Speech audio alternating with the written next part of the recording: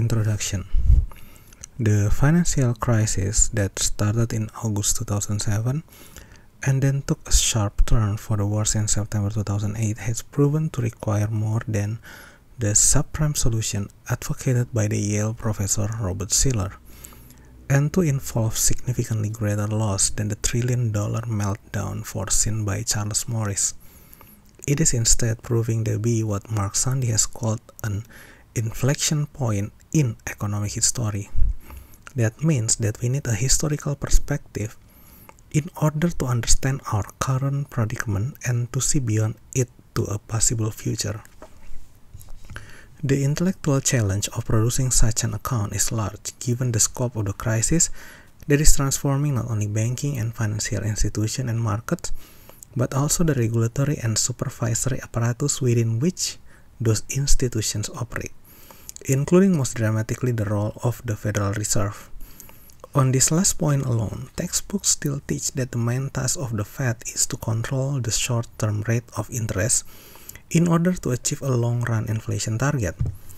Ever since the crisis began, however, the Fed has instead been fighting a war using every weapon at hand, including a number of new ones never used before.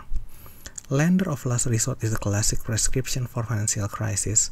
Lend freely but at a high rate is the mantra of all central bankers, ever since the publication of Walter Begger's magisterial Lombard Street, a description of the money market, 1873.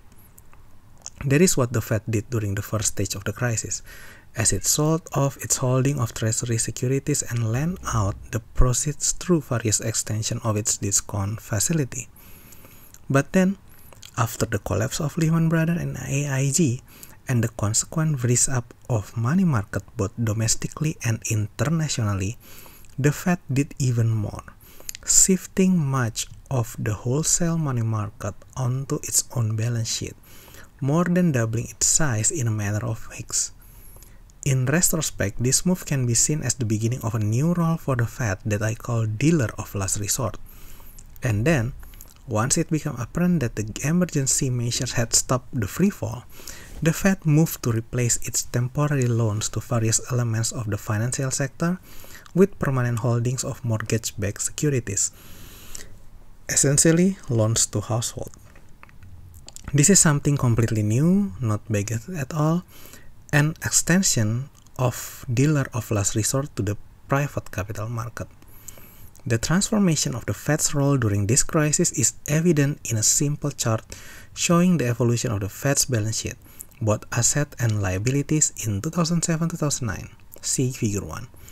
The stage of the crisis stands out clearly, marked by key turning points: the collapse of Bear Stearns in March 2008 and of Lehman Brothers and AIG in September 2008.